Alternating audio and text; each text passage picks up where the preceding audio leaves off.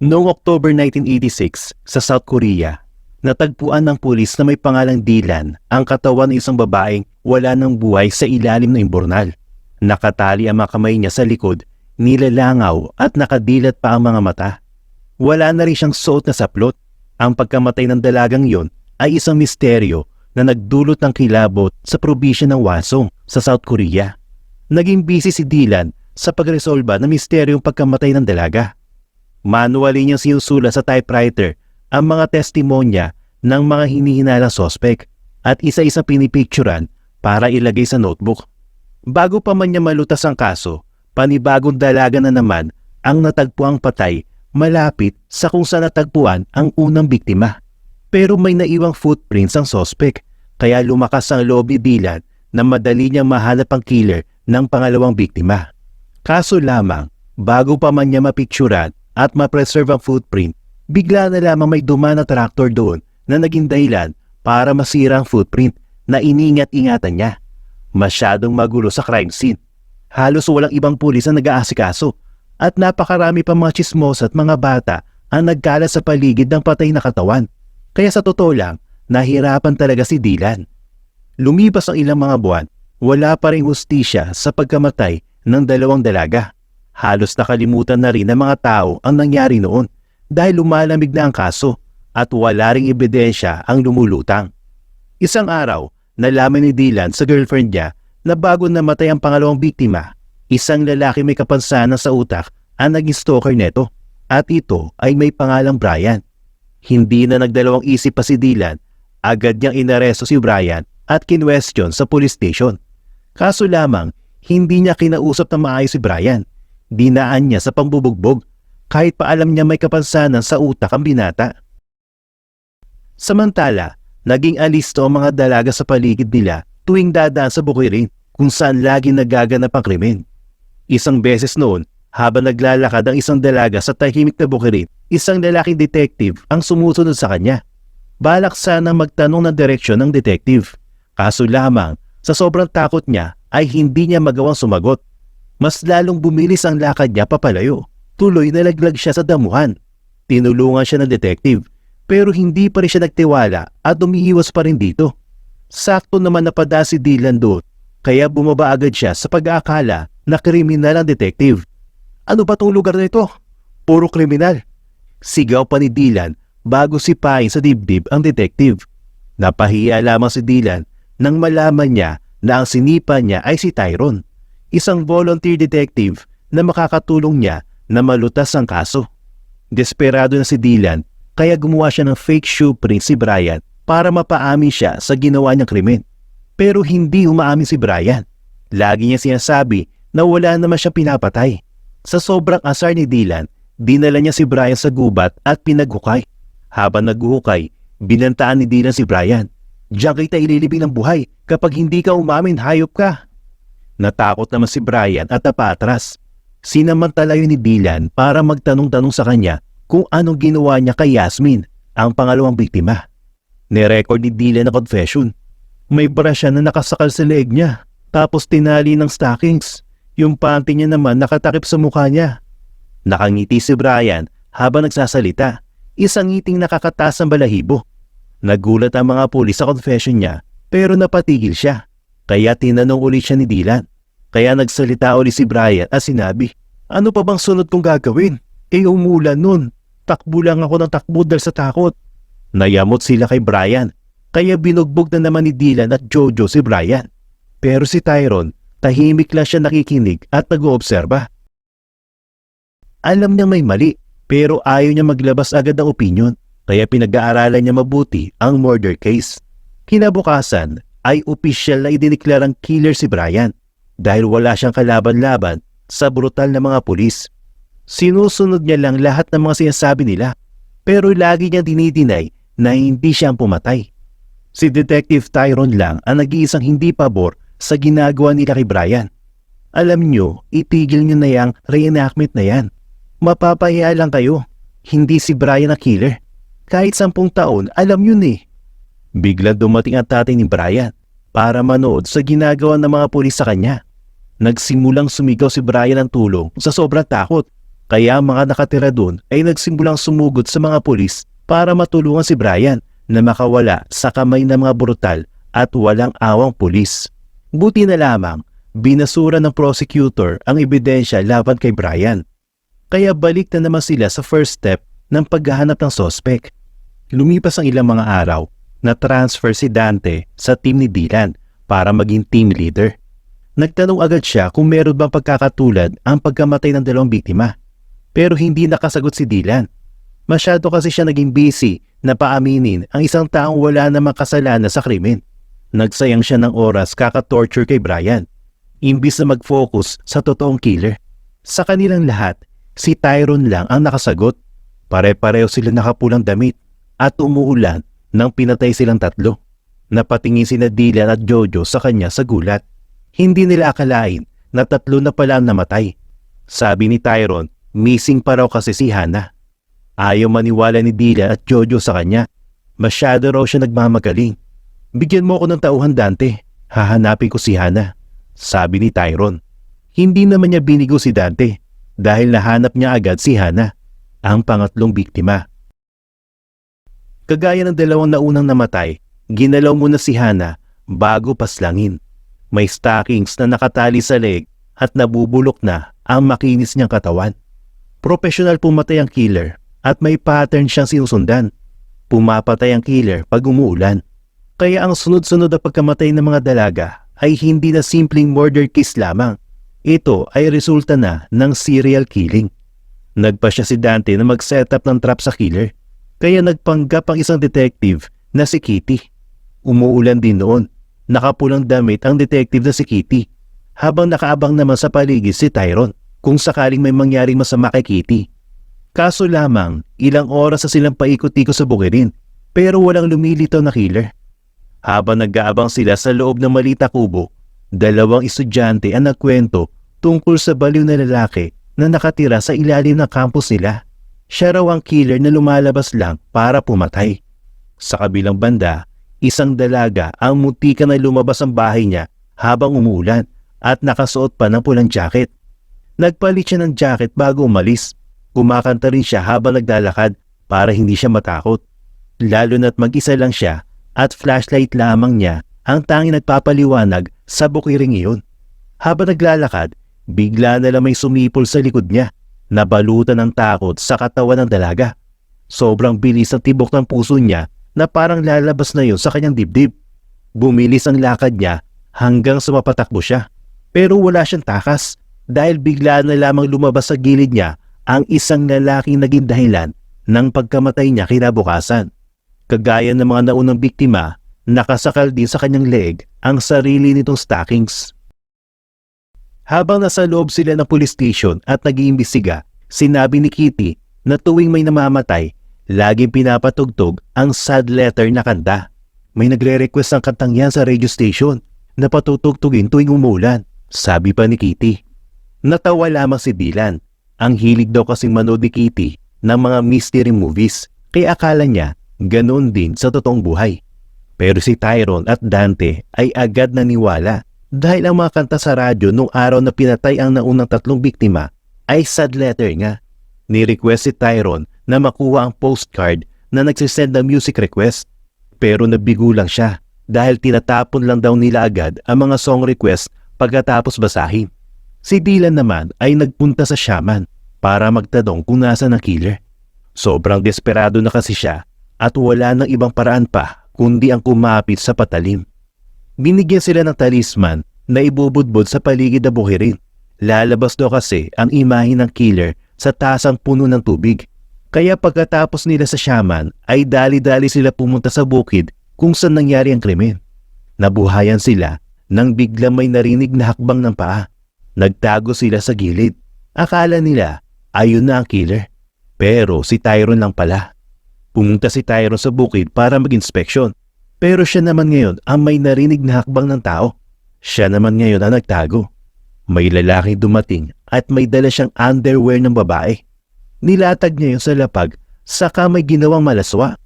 Sobrang nagulantang sina Tyrone, Dylan at Jojo. Si Jojo, aarestuin na sana niya ang lalaking yun. Kaso lamang, nag-ingay siya. kaya mabilis na tumakas ang lalaking yun sa kanila. Sunod-sunod na lumabas sa pinagtataguan sina Tyrone, Dylan at Jojo at makapigil hiningang hinabol ang lalaki. Akala nila makakatakas na siya, pero pagdating sa construction site, doon nila tuluyan nahuli ang manyakis na lalaki si Baron.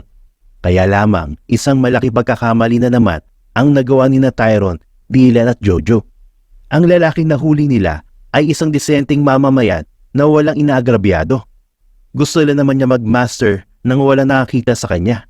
May mga bata kasi sa bahay nila, kaya sa bukid siya nag-jack and poy.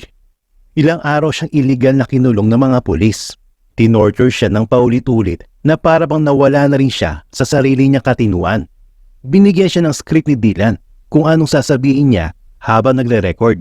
Sinunod niya yun, pero lasog-lasog na damit niya. Nakabrief na lamang siya at nakasando. Halos hindi na makausap na matino. Sa sobrang laki ng misteryong idinulot ng tunay na killer sa probinsya ng Waysong, maski mga katulad ni Baron ay nadadamay na. Nalaman ng mga kapitbahay ni Baron ang ginawang pag-torture sa kanya ng mga pulis, kaya agad sila nagprotestang palayain si Baron. May sakit ang asawa ni Baron at may 2 pa siyang anak. Pero eto siya, kinakawawa ng mga pulis at ikinulong para umamin sa kasalanang hindi naman niya ginawa. Galit na ang mga kapitbahay ni Baron dahil sa brutal na pamamalakad ng kapulisan para lamang mahuli ang sospek, pero wala naman sila nagawa. Habang abala sina Dylan at Jojo na mapaamin si Baron, nagpunta naman ang school si Tyrone kung saan usap-usapan na may killer na nagtatago sa mga public toilet. Pero hindi naman alam ng mga estudyanteng tinanong niya, kaya nagpunta na lang siya sa mismong toilet kung saan sikat ang mga usap-usapan na yon. Isang babae ang lumabas sa CR at siya ang nagkwento kay Tyrone kung saan nanggaling ang chismis na yon. Nanggaling daw ang chismis sa isang dalagang walang tigil na umiiyak at laging nanginginig. Kahit sinong kasama o makita niya, parang lagi siyang takot at wala siyang gustong pagkatiwalaan. Hindi na kaya ni Tyrone yun, kaya si Kitty ang tinawagan niya kumausap sa takot na dalaga. Ang dalagang yun, nakaligtas siya sa kamay ng serial killer. Naranasan niya kung paano nilagay ng killer ang panty sa ulo niya at kung paano tinali ang bibig niya ng stockings na may bato. Hindi niya tinignan ang mukha ng killer dahil ang nasa isip niya lang noon, gusto niya makaligtas. Nagpanggap siyang patay at kailangan niya mapaniwala ang killer. Nakaligtas nga siya, pero katakot-takot na trauma naman ang pumeklat sa utak niya. Walang nakuhang useful na impormasyon sina Tyrone at Kitty bukod sa malambot ang mga kamay ng killer. At wala nang iba pa. Dali-daling bumalik si Tyrone sa police station para i-check ang mga kamay ni Baron kung malambot nga ba ito. Doon niya napatunayan na hindi killer si Baron dahil napakagaspang na kamay niya. Pakawalan niyo siya, hindi siya ang killer. Matalim na utos si Tyrone kina Dylan at Jojo. Naguluhan si Dylan, bakit niya pinapakawalan ang manyakis na si Baron? Tinanong ni Tyrone mismo kay Baron kung siya ba ang killer. Laging oo ang sagot niya dahil yun ang turo sa kanya ni Dylan. Pero ayaw na ni Tyrone ng kalokohan. Inutos niyang pakawalan si Baron. Si Dylan naman ay galit na galit. Na-offend siya dahil pakiramdam niya mababa ang tingin sa kanya ni Tyrone kung utusan lang na parang tauhan. Nagsapakan sila at nagkagulo. Pero natigil sila nang sumigaw si Kitty. Biglang tumugtog sa radyo ang sad letter na kanta. Ang nakakatawa, umuulan din nun. Alam nilang isang murder case na naman ang mangyayari. Pero sa totoo lang, hindi buo ang paniniwala ni Dante, Dylan at Jojo. Kaya hindi sila kumilos agad, bukod kina Tyrone at Kitty. Tumawag si Tyrone sa radio station para tanungin kung sino nagpadala ng song request sa kanila. Pero akala ng radio station, prank call lamang yun, kaya hindi agad sila sumagot. Umalis na lamang si Kitty at pumunta sa radio station. Ilang oras na nakalipas, isang bangkay ng babae ang muling lumitaw sa bukirin ng Waysong.